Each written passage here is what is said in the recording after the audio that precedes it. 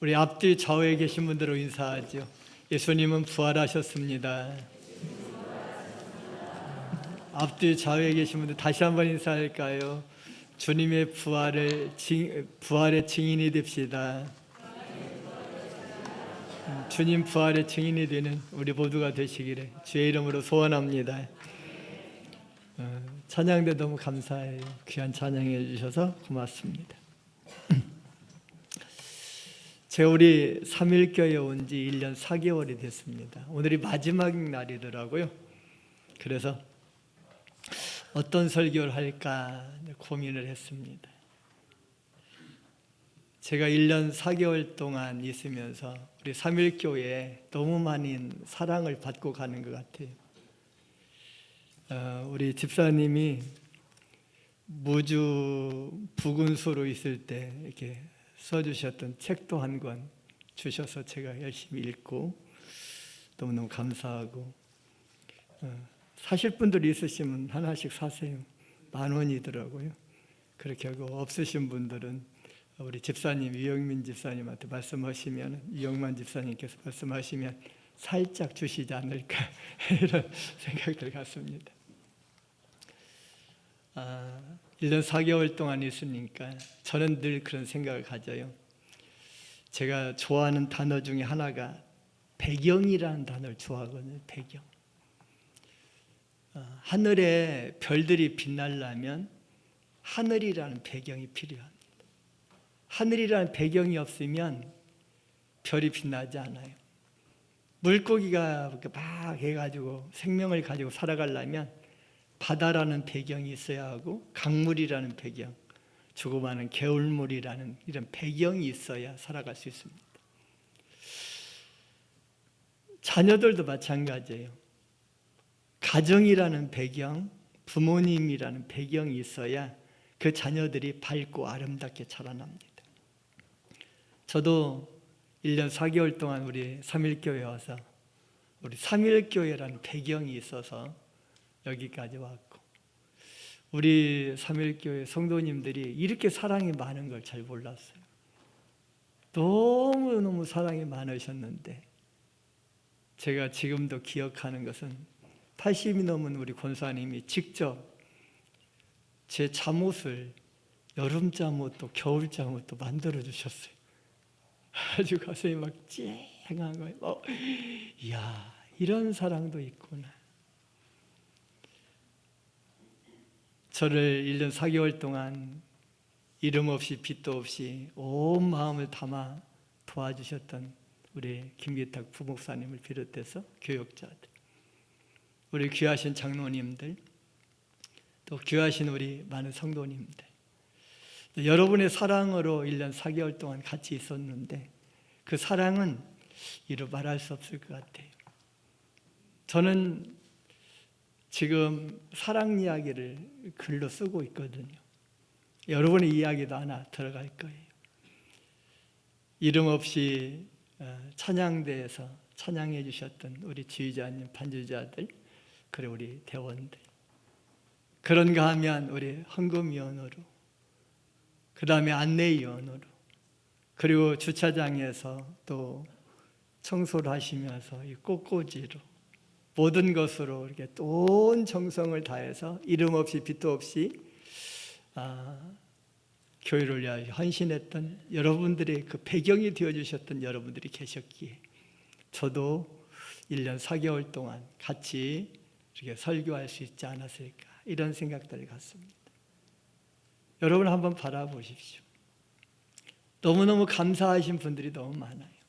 배경이 되어주셨던 많은 분들, 우리 김재윤 목사님을 비롯해서, 그리고 정말로 애쓰고 수고하셨던 귀한 우리 장로님들, 우리 집사님들, 귀한 성도님들, 특별히 맛있는 밥을 해주셔서 이렇게 제가 점심시간에 이렇게 맛있는 밥을 먹을 수 있도록 이렇게 해주셨고 애써주셨던 우리 여전도의 모든 분들, 항상 물을 이렇게 열심히 떠다 주시는 우리 귀한 집사님, 제가 목양실에 있으면 목양실에다 물 하나 또 음료 하나 갖다 주셨던 그런 집사님들, 정말로 애쓰고 수고하는 분들, 우리 방송실에서 애쓰고 수고하시고 재정부에서 수고하고 애쓰시고 이름 없이 빚도 없이 정말로 온 마음을 담아서 애써주셨던 우리 귀한 분들의 사랑으로 이렇게 왔습니다. 저의 개인적인 그 사랑 이야기는 이루 말할 수 없습니다. 어렸을 때부터 저를 사랑으로 길러주셨던 어머님, 아버님, 우리 형제간들, 그런가 하면 저에게 처음 예수님을 알게 해주셨던 저희 성모님, 그리고 주일학교 교사들, 그 다음에 전도사님들, 그리고 그 집사님들, 장로님들, 그 다음에 열정적으로 애써주셨던 많은 분들, 신학교 교수님들, 이 많은 학생들과 그런 친구들, 그런 좋은 사람들이 있어서 여기까지 오지 않았을까. 어쨌든 배경이 되어주신 여러분에게 진심으로 감사를 드리면서 마지막 설교를 뭘로 할까? 그래서 사랑이라는 이야기를 제가 한번 하려고 해요. 저도 지금 남한어에 있어서 바라본 사랑 이야기를, 아름다운 사랑 이야기를 써나가고 있는데, 아름다운 사랑 이야기, 이 사랑 이야기를 한번 살펴보려고 합니다. 저희 절친한 친구가 저에게 책을 하나 주셨어요. 근데 그 책 속에 이런 이야기가 있더라고요. 많은 사람들 중에서 나태주 시인의 그 사랑 이야기, 여러분 너무 잘 알잖아요.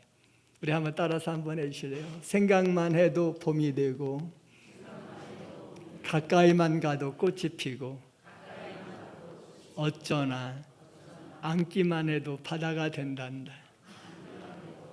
너무 이쁘죠? 여러분 얼마나 예쁘고 아름답습니까? 지금 봄철이.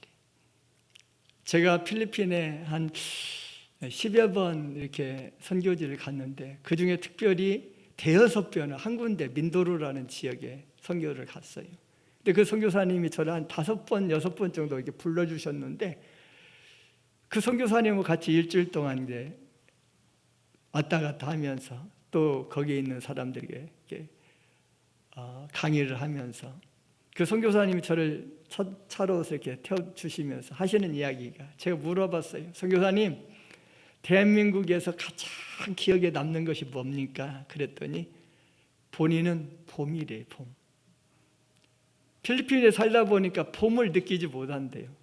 이 나뭇잎이 떨어지면 또 거기서 싹이 나고, 벼도 지금 심기도 하고 여름에도 심고 가을에도 심고, 그 벼들도 해가지고 언제가 봄인지 잘 모르는데, 대한민국에 오면 겨울에 나뭇잎이란 나뭇잎은 다 떨어졌다가 봄이 되면 샥 너무 예쁘고 아름답게 잎이 나잖아요.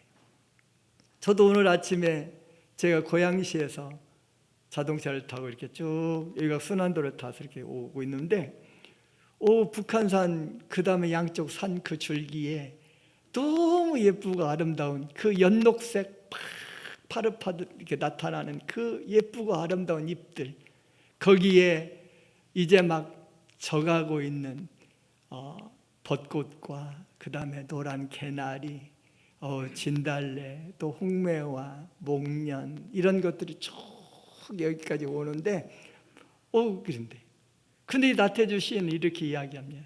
따라서 한번 해주실래요? 생각만 해도 봄이 되고, 가까이만 가도 꽃들이 피어나고, 어쩌나 앉기만 하면 뭐가 돼요? 바다가 된대. 생각하면 봄이 되고, 가까이 가면 예쁜 꽃이 되고, 어쩌나 내가 앉기만 하면 내 마음이 바다가 된대요. 너무 멋지고 아름다운 시더라고요. 또 하나의 책 속에 이런 글이 하나 나옵니다. 아름다운 노부부의 이야기예요. 근데 이 노부부가 가기만 가면 언제나 손을 잡고 다니는 거예요.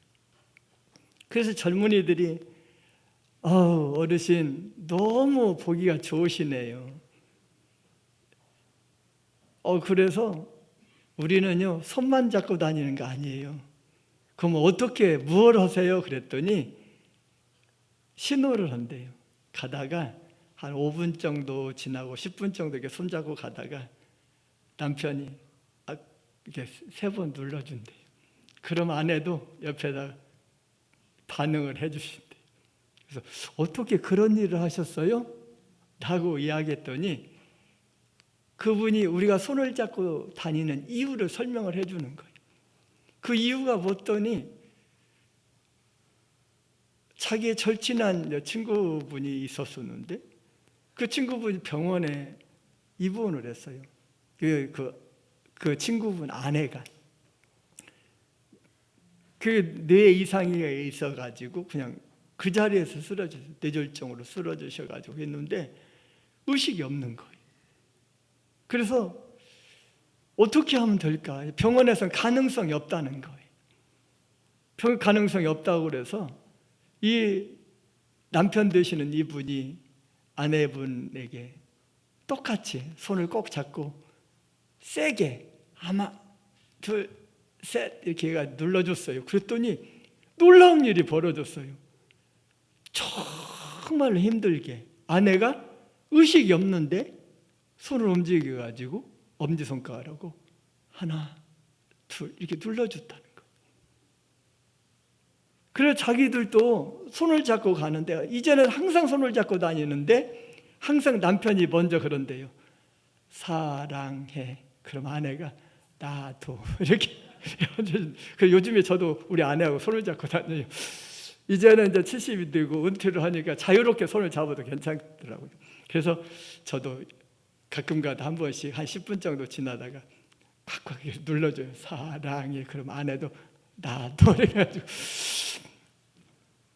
우리 장로님도 한번 해보세요. 이런 아름다운 사랑 이야기. 또 그 책에 보면 또 이런 이야기도 나옵니다. 이게 중국에서 직접적으로 있었다는 이야기예요. 그런데 2008년도 9월 12일 날 중국 수완성에서 발생한 진도 7.8의 지진이 났을 때 이야기라고 합니다. 많은 사람들이 건물이 무너져서 이렇게 죽어가고 있었어요.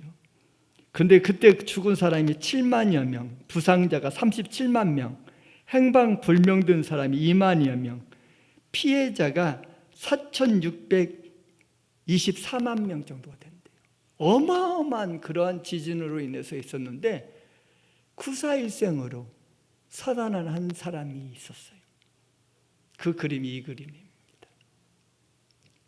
이거는 현장에서 직접적으로 찍은 사진이래요.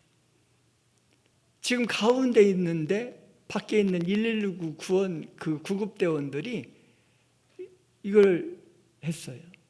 근데 어머니가 지금 가운데 있는 게 어머니거든요. 어머니가 이렇게 아기를 안았어요. 3개월 된 아기가 엄마 젖을 이렇게 물고 살아있는 거예요. 근데 엄마가 문자에다가 이렇게 하나 써놨어요. 아가야, 이름이 보배래요.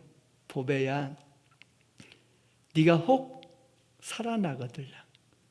엄마가 너의 생명을 살리기 위해서 내 인생을 걸었단다.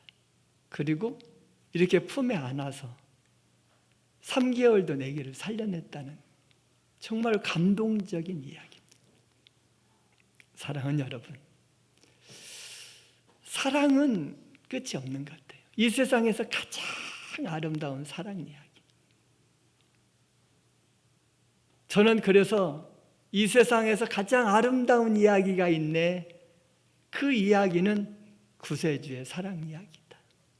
영광스러운 보좌 떠난 걸음, 나와 같은 죄인 구하려. 넓고 넓은 우주 속에 있는 많고 많은 사람들 중에 구원받고 보호받는 이 몸, 주님의 사랑 받고 산다네.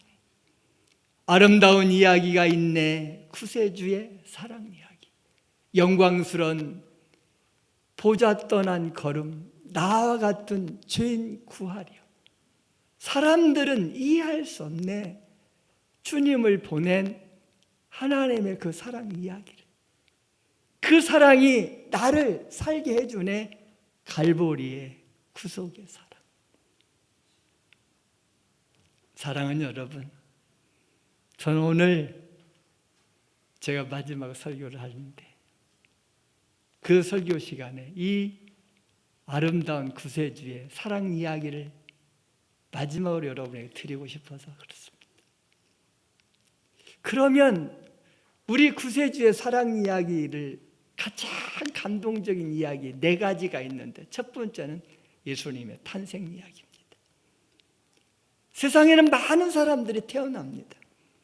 저는 제가 목회하고 있을 때 그냥 아기가 무조건 태어나면, 원래는 목사님들 신방 오지 안 하라고 그래요. 근데 제가 1년, 2년 막 그렇게 하니까 무조건 아기가 응애하고 태어나면, 목사님 아기 태어났어요 그러면 제가 그냥 그 즉시 갑니다.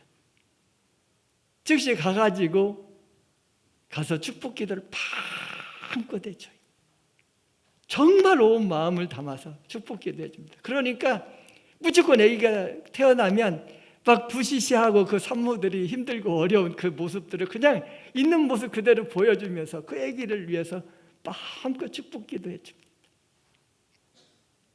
그런데 이 세상에서 태어난 아기들 다 이쁘잖아요. 그러나 가장 아름다운 탄생 이야기가 어떤 이야기일까요? 우리 예수님의 탄생 이야기라고 그럽니다. 우리 예수님은 성령으로 잉태되셨어요. 여러분 한번 바라보세요. 이 세상에서 남녀간의 부부관계를 통해서 아기가 태어나야 하는데, 성령으로 잉태됐는 이 사건은 전에도 없었고 후에도 없었던 거예요. 앞으로도 없을 거예요. 성령으로 잉태된 이야기를, 누구의 가정에 이 예수님이 누구의 몸을 통해서 태어납니까? 남자도 남편도 의로운 요셉이었고, 아내도 하나님의 은혜를 입은 여인 마리아의 몸을 통해서, 성령을 통해서 태어났다. 성령을 통해서. 아무도 태어나지 않아요. 그런데 여러분 한번 바라보세요. 그 주님이 오늘 이렇게 이야기합니다. 21절 우리 같이 한번 읽을까요? 아들을 낳으리니. 시작.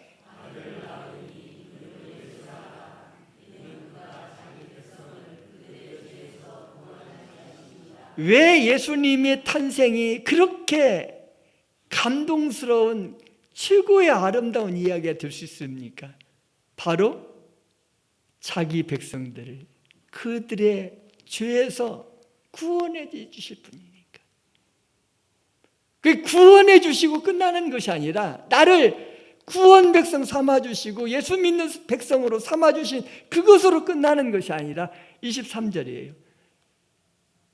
모든 성경은 수미 상관 구조로 되어 있어요. 쉽게 이야기하면 1장에서 A로 시작해가지고 28장에서 A 다시로 끝납니다. 그 다음에 B, B 다시, C, C 다시, D, D 다시, 그 다음에 E까지 해가지고 쭉 연결해가지고 이 키아증 구조로 되어 있어요. 그런데 뭘로 시작하냐? 23절 보시오. 임마누엘로 시작해서 임마누엘로 끝나는 거예요. 임마누엘이 뭐예요? 하나님이 우리와 함께 계시기. 따라서 한번 해주실래요? 우리 주님은 나를 죄에서 구원해 내주시고, 또 중요한 것이 뭐예요? 나와 함께 하시기 위해서 이 땅에 와주셨다는 거예요. 할렐루야. 다시 한번 할까요? 우리 예수님은 지금도 나와 함께 계십니다. 옆에 사람한테 한 말 할까요? 우리 예수님은 당신과 함께 계십니다. 다시 한 번 할까요? 우리 성령님은 당신과 함께 계십니다. 여러분 믿습니까? 그래서 예수님의 시작도 우리를 구원하시고 함께 하시고 내팽개치는 것이 아니라, 그리고 마태복음의 끝도 우리와 함께 계신다는 거예요. 그냥 하늘로 올라오시고 끝나는 것이 아니라 세상 끝날까지 우리와 함께 하시기 위해서 임마누엘로 시작해서 임마누엘로 끝나는 거예요. 이게 복음인 거예요. 지금도 우리 주님은 나와 동행해 주실 줄로 믿습니다.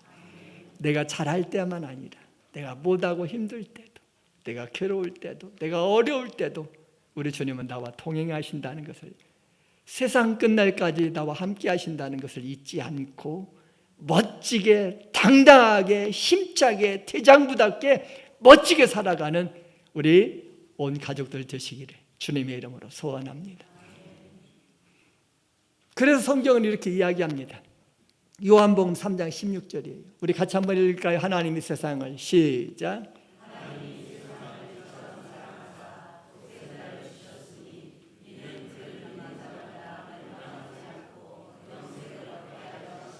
어떤 사랑으로 태어느냐? 요한일서 4장 9절에 하나님의 사랑이 이렇게 나타났다는 거예요. 어떻게? 하나님이 자기 독생자를 세상에 보내심은 그로 말미암아 우리를 뭐 하시기 위해서? 살리기 위해서 태어나셨다. 두 번째로 따라서 한번 해주실래요? 이 세상에서 예수님의 사랑 이야기는 첫 번째는 탄생이라면 두 번째는 죽음이에요. 저는요, 제가 예은교회 담임 목사로 가서 장례식을 인도할 때마다 너무 많이 눈물을 흘려요. 그런데 상상을 초월하는 장례식을 제가 31년 동안 하면서 다 겪어봤어요. 아기가 태어났는데 5년도 채 안 해. 이제 5살밖에 안 됐는데 그 5살밖에 아기가 백혈병을 해가지고 세상을 떠났어요. 엄마가 1년 동안 병상 일기를 쭉 적어놨는데 마지막 애를 보내고 난 다음에는 벽제 화장터에 오시지 않더라고요. 그래서 그의 아버지와 그리고 저와 저희 아내와 권사님 딱 그 다음에 우리 부목사님 5명이서 장례식을 치른 그런 일도 있습니다. 그런가 하면 18살 먹은 고등학교 1학년 학생이 오토바이를 타고 가다가 차하고 부딪혀서 그 현장에서 죽었어요. 그 고등학교 교장 선생님이 애들한테 함부로 이렇게 오토바이 타지 말라고 하면서 반별로 돌아가면서 1학년에서 3학년 전체까지 반별로 돌아가면서 그 병원에 조문을 보내더라고요. 반별로 갔다 와라고. 해양장을 했는데, 인천 앞바다에서 제가 해양장을 했는데 교장 선생님이 가고 싶은 사람들 다 가라. 그래서 버스 한 대를 불렀는데 버스 한 대 꽉 차고 모자라서 봉고차들, 우리 교회 봉고차들을 대동을 해가지고 함께 같이 해양장을 치렀던 그런 일들도 있습니다.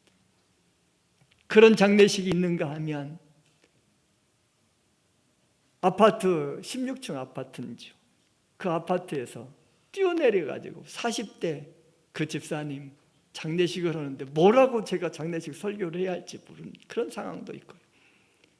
장로님 아버님이셨는데 그분도 장로님이셨어요. 그런데 상주에서 꽃감나무 그 과수원으로인데 포크레인으로 팠거든요.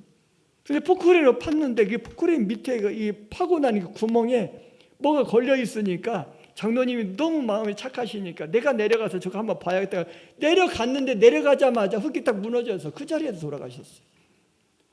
도대체 내가 가서 저희 교회 역사상 그렇게 저 상주까지 거의 100여 명의 성도들이 거기 가서 예배를 인도하는데 제가 예배를 인도하기가 어렵더라고요.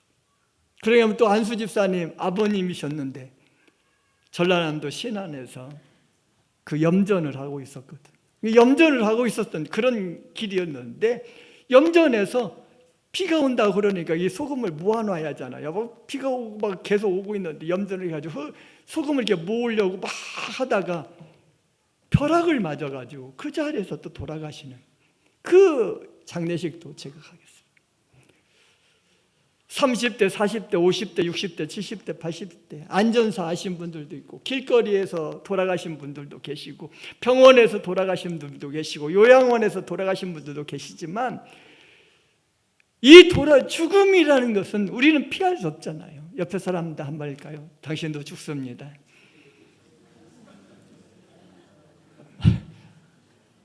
이거 웃을 이야기인지 잘 모르겠어요. 근데 우리는 죽어요. 진짜 죽습니다. 그런데 어떤 죽음이 가장 아름다운 죽음일까요? 오늘 성경이 이렇게 이야기합니다. 마태복음 27장부터 보면은 우리 예수님께서 돌아가실 때 엘리 엘리 라마 사막다니, 나의 하나님 나의 하나님 어찌하여 나를 버리십니까? 라고 이야기합니다. 그리고 우리 예수님이 다시 크게 소리 지르시고 영원히 떠나가셨어요. 요한에서 4장 10절에 이렇게 이야기합니다. 사랑은 여기 있으니 우리가 하나님을 사랑하는 것이 아니요 하나님 우리를 사랑하사 우리 죄를 속하기 위해서 화목제물로 그 아들을 보내셨습니다. 로마서 5장 6절 8절은 여러분이 밑줄 다 그어놓고 있으시야 해요. 우리 같이 한번 읽을까요? 우리가 아직 연약할 때에 시작.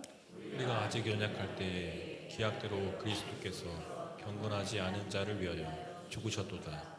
의인을 위하여 죽는 자가 쉽지 않고 선인을 위하여 용감히 죽는 자가 혹 있거니와 우리가 아직 죄인 되었을 때에 그리스도께서 우리를 위하여 죽으심으로 하나님께서 우리에 대한 자기의 사랑을 확증하셨느니라.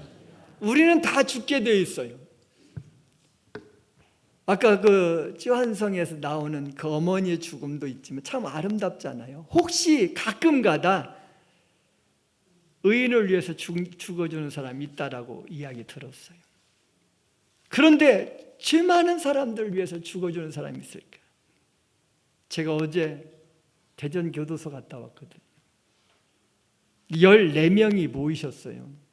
근데 거기에는 29살 먹은 청년도 있고 31살 먹은 청년도 있고 그 다음에 40대, 50대, 60대까지 있는데 제일 많이 먹은 사람이 저보다 나이 많은 먹은 사람 한 사람이 있더라고요. 제가 그래서 물어봤어요. 도대체 몇 년 동안이나 계셨습니까? 그랬더니 감옥 안에서 30년을 넘게 있었다. 그 감옥 안에서 그분이 성경 공부하러 왔어요. 그래서 제가 60분 동안 강의를 했거든요.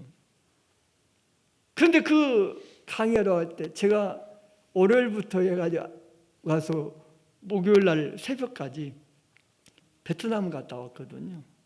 우리 시차례에 일이 있어서 베트남을 갔다 왔는데 갑자기 전화가 온 거예요.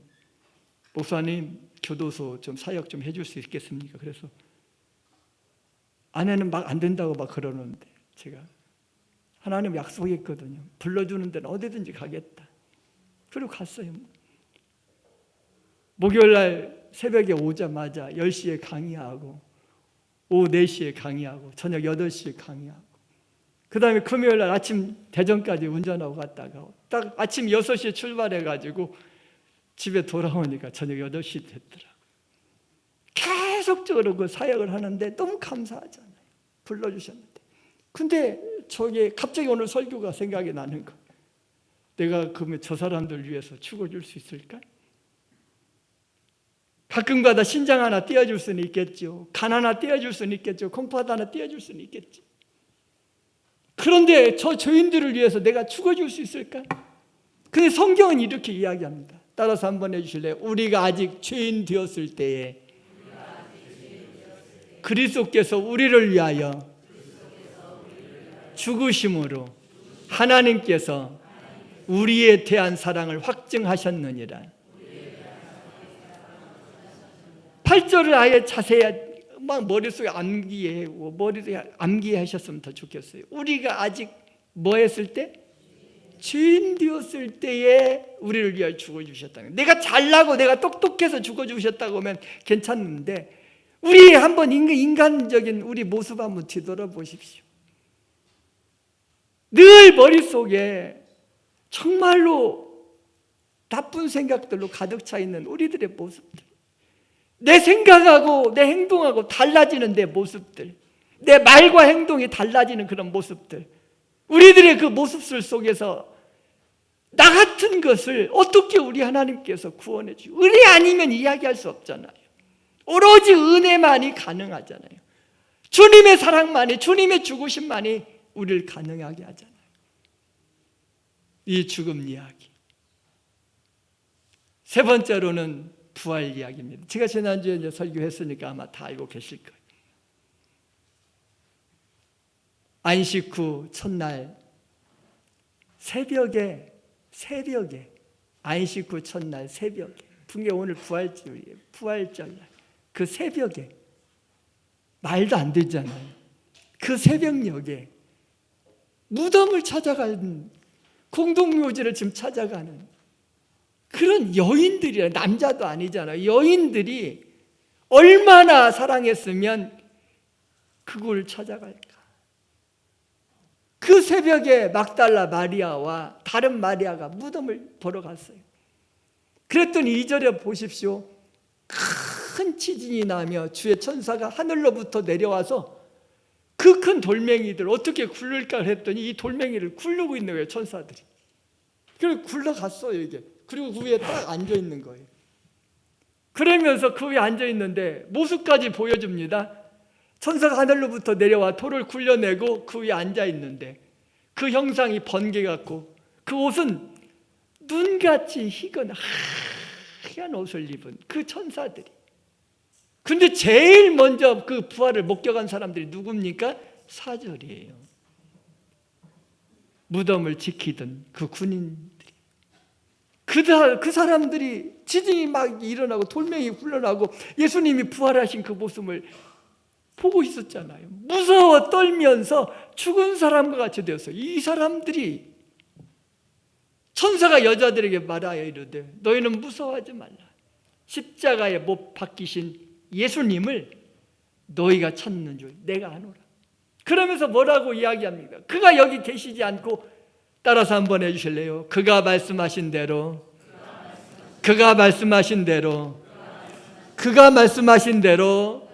살아나셨느니라. 아멘. 옆에 사람한테 한 말 할까요? 우리 예수님은 말씀하신 대로 살아나셨습니다. 여러분 믿습니까?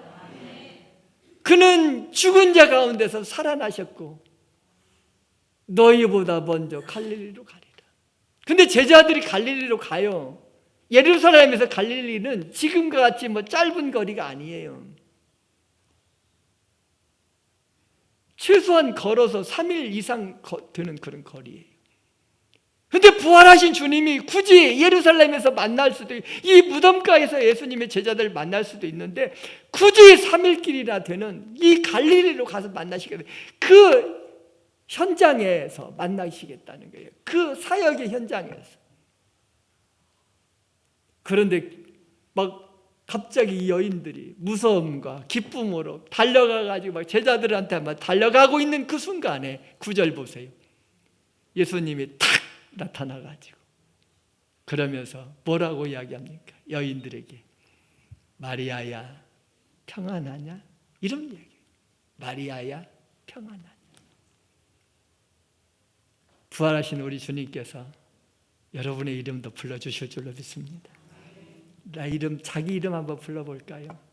우리 부활하신 주님께서 불러주신 가장 아름다운 모습으로 우리 같이 자기 이름 한번 불러보십시다. 정고하나. 여러분도 한번 불러보세요. 진짜 한번 불러보세요. 하나님이 여러분에게, 우리 예수님에게, 예수님께서 여러분의 이름을 불러주실 거예요. 그러면서 뭐라고 하는지 아세요? 평안하뇨. 평안할지어다. 그리고 또 뭐라고 하신지 알아요? 마리아를 찾아와서 마리아야 평안할지어다. 그 다음에 또 하나 가르쳐 준 것이 내가 너와 함께하리라. 오늘 본문에 나오는 말씀. 두려워하지 말라. 내가 너와 함께해 줄 거다. 사랑하는 여러분, 이런 멋진 모습들이 얼마나 보았습니까? 근데 여자들이 이렇게 가는데 경비병 중에서 몇 사람이 야, 예수님이 살아나셨대요. 그거를 또 가가지고 제사장한테 가서 또 알려줘. 근데 제사장들이 야, 이 사람들 보세요. 예수님이 살아나신 것을 이야기하면 안 되니까 그 이야기를 해가지고 돈을 얼마나 주셨는지 잘 모르겠어요.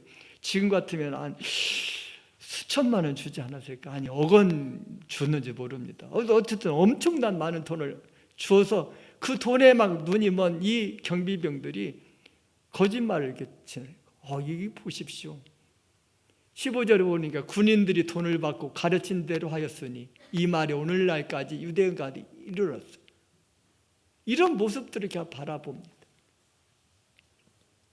여러분 한번 바라보십시오. 그런데 16절 우리 같이 한번 할까? 11 제자가 시작.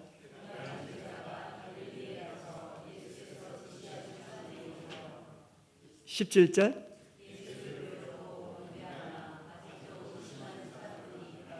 지금 현재 11제자가 갔어요. 그 11제자가 갈릴리까지 3일 동안이나 달려간 거예요. 예수님 만나려고. 그랬다 만났는데 아직도 의심하는 자가 있어요. 도마가. 의심이 믿음이 없다는 건 아니에요. 그때 의심했던 이 11제자 그리고 이 도마가 나중에 순교자의 반열로 다 서요. 사도 요한을 제외한 나머지 제자들이 다 순교자가 돼요. 하나님의 사역에 1등 공신들이고 최고의 사도들로 멋지고 아름답게 치호를 마치는 모습들로 봅니다. 이 부활의 증인들 한번 바라보세요. 저는 가장 먼저 부활을 만난 이 여인들의 모습을 한번 살펴봤어요. 그들은 주님을 충성스럽게 섬겼던 여인들이었고 주님과 함께 십자가의 그림을 끝까지 바라본 여인이었고 주님을 지극히 사모하는 그런 사람들이었어요. 그런 마리아에게 마리아야 이름도 불러주시고 평안하냐 하시고 두려워하지 마. 내가 세상 끝날까지 너와 함께 해줄 거야. 이거 오후에 이제 그 설교 내용을 할 겁니다. 여러분 한번 바라보십시오. 이 세상에는 지금도 수많은 소리들이 오고 있습니다. 그 소리에는 두 가지가 언제나 공존해요. 첫 번째는 빛의 소리가 있고 또 하나는 어둠의 소리가 있고 생명의 소리가 있는가 하면 사망의 소리도 있고요. 거기에는 소망의 소리가 있는가 하면 절망의 소리도 있고 거기에는 축복의 소리가 있는가 하면 저주의 소리도 있습니다. 그렇습니다. 이 세상에는 지금도 계속 이 두 소리가 공존하고 있습니다. 사망과 좌절, 원망과 포기, 음란과 탐욕, 거짓과 불순종, 미움과 충고의 소리들이 있습니다. 그러나 우리는 그 속에서 걸러낼 줄 알아야 해요. 내가 듣는 소리도 이 소리를 들어야죠. 빛의 소리, 생명의 소리, 축복의 소리, 사랑의 소리를 들어야 할 뿐만 아니라 우리도 또 그 소리를 전하는 사람이 되어야 해요. 빛의 소리, 생명의 소리, 축복의 소리, 사랑의 소리. 오늘 주일 아침에 사랑하는 아내와 가족들과 나오면서 혼자 나오면서 내가 들었던 소리는 어떤 소리였는가? 혹시 TV 소리만 듣다가 왔는지. 저는 아침에 주일날 아침에는 TV를 잘 안 틉니다. 항상 아내하고 함께 찬양 소리를 일부러 듣습니다. 함께 그 소리 들으려고 노력해. 오늘 아침도 같이 찬양하고 제가 오늘 나의 힘이 되신 여호와를 찬양한다고 그랬더니 아침에 저희 아내가 당신 힘내라고 하나님이 함께 하실 거라고 그러면서 그 찬양을 계속 연속 반복으로 하고 나의 힘이 되신 여호와 이 찬양을 계속 틀어주더라고요. 여러분은 무슨 소리를 들으면서 오셨습니까? 그리고 무슨 소리를 아내에게, 남편에게, 가족들에게, 자녀들에게 야 빨리 이렇게 하고 막 소리 지르면서 혹시 오시셨습니까? 아니면 우리가 하나님께 예배드리러 가는데 이렇게 주님이 들려주시는 그 음성이 어떤 음성일까? 빛의 소리, 생명의 소리, 축복의 소리, 사랑의 소리를 하면서 내가 왔는지 다시 한번 뒤돌아보는 귀하고 아름다운 시간들 되시기를 주님의 이름으로 소원합니다. 또 하나에 있습니다. 여러분 한번 바라보세요. 이 세상에 수많은 소리들 있잖아요. 그런데 하늘의 소리, 부활하신 주님의 소리가 있어요. 그 소리가 도대체 어떤 소리일까요? 저는 그 소리를 이렇게 생각합니다. 첫 번째, 오늘도 부활하신 우리 주님이 찾아오셔서 저의 이름을 불러주실 거예요. 사랑하는 종구 하나. 그리고 평강이 있을지어다. 그리고 너희와 항상 함께 있으리라. 이런 소리를 듣고 멋지게 살아갔던 한 사람이 있어요. 이 여자들, 나머지 제자들은요, 다 그래도 예수님과 함께 동거동락하고 예수님의 교육을 받던 사람들이었었어요. 그리고 예수님 따라다녔고 예수님의 그 모든 기적과 이적을 다 했던 사람이었어요. 그런데 유일하게 한 사람, 바울이라는 사람은 그냥 예수님을 핍박하러 가던 그 길 중에서 예수님의 소리를 들었어요. 우리와 똑같아요. 직접적으로 눈을 보지 못했어요. 한 번도 주님을 만나보지 못한 것 같아요. 그랬던 그가 주님의 소리 하나 들었어요. 사울아, 사울아, 나는 네가 핍박하는 예수라고 이야기했던 그 한마디 듣고 그의 인생이 바뀌어져요. 그가 가장 잊었던 단어가 무엇입니까? 항상 기뻐하라. 주 안에서 항상 기뻐하라. 부활의 주님을 만났던 이 바울은 인생이 확 달라졌어요. 그가 순교했던 그 로마 그곳에 제가 가봤어요. 이를 딱 잘랐는데 머리가 튀어가지고 했다니. 그런데 튄 그 곳이 뭐 그런지 아니니 가짜겠죠. 그런데 이를 딱 띄었는데 거기에서 샘이 솟아나고 지금도 물이 솟아나고 있더라. 그런 바울의 모습을 바라보면서 나는 정말 부활의 주님을 내가 믿고 있는데, 부활의 주님을 의지하고 있는데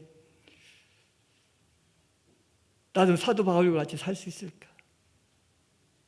그 고난과 그 어려움과 그 고통 속에서 감옥에 갇혀 있는데도 감옥 안에서 편지를 쓰면서 감옥 밖에 있는 사람들에게 주 안에서 항상 기뻐하라라고. 왜? 주님이 나의 주님이라는 확신이 있었기 때문에, 부활하신 주님이 나와 함께한다는 확신이 있었기 때문에 그는 그 평안을 누리면서 그 평안 가지고 주 안에서 항상 기뻐하라고 외쳤단 말입니다.